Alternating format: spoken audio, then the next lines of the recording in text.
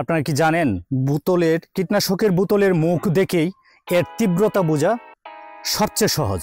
কোন বীজটি কতটুকু তীব্র এবং কত মেয়াদি সেটা আমরা বোতলের ক্যাপ দেখেই বা প্যাকেট দেখে আমরা বুঝতে পারি। প্রথমে আমাদের হাতে দেখতে পাচ্ছেন লাল ক্যাপযুক্ত কীটনাশক।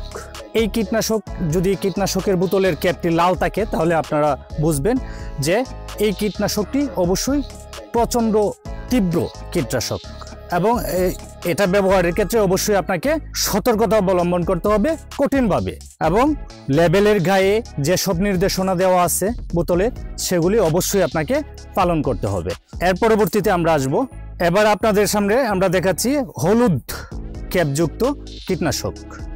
এটাও ব্যবহারের ক্ষেত্রে অবশ্যই আপনাকে সতর্কতা অবলম্বন করতে হবে এবং এটাও মোটামুটি তীব্র ঔষধ, এবং অবশ্যই বোতল বা প্যাকেটের গায়ের যে নির্দেশনাবলী আছে সেগুলি অবশ্যই মেনে চলতে হবে।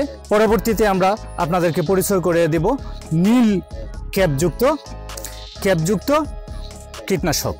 আসলে নীল ক্যাপযুক্ত কীটনাশক সেটা কম তীব্রতা সম্পন্ন, কিন্তু সতর্কতামূলকভাবে ব্যবহার করতে হবে এবং প্যাকেটের গায়ে বা বোতলের গায়ের নির্দেশনাবলী অবশ্যই মেনে নিতে হবে।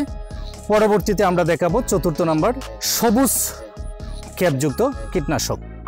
এটা সাবধানতা কম করলেও অসুবিধা নেই, কারণ এটা সবুজ চিহ্ন দেখলেই আমরা বুঝি যে সেটা কম বিপদযুক্ত।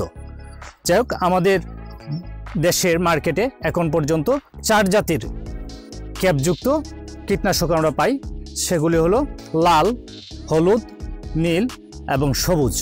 আমি আপনাদেরকে বিনীতভাবে অনুরোধ করব যে কোনো কীটনাশকের বোতল কৃষক ভাইরা অবশ্যই শিশুদের নাগালের বাইরে রাখবেন। তারা যেন কোনো অবস্থাতেই এই কীটনাশকের বোতল স্পর্শ না করতে পারে, এবং আপনারাও ব্যবহারের ক্ষেত্রে লাল, হলুদ, নীল এবং সবুজ এই তীব্রতা অনুযায়ী ব্যবহার করবেন। এবং লাল ব্যবহার করলে সেটা কতদিন আপনার জমি থেকে ফসল উঠানো যাবে না, হলুদ ক্যাপযুক্ত কীটনাশক ব্যবহার করলে কতদিন ফসল ব্যবহার করা যাবে না, নীল ক্যাপযুক্ত কীটনাশক ব্যবহার করলে কতদিন ফসল উঠানো যাবে না, ব্যবহার করা যাবে না, সেগুলি নির্দেশনাগুলি অবশ্যই পড়ে নেবেন এবং জেনে নেবেন। আশা করি কীটনাশক ব্যবহারে সবাই সতর্ক এবং সচেতন হবেন, সেই আশাবাদ রেখেই আজকের ভিডিও আমরা শেষ করছি। ধন্যবাদ সকলকে। আসসালামু আলাইকুম।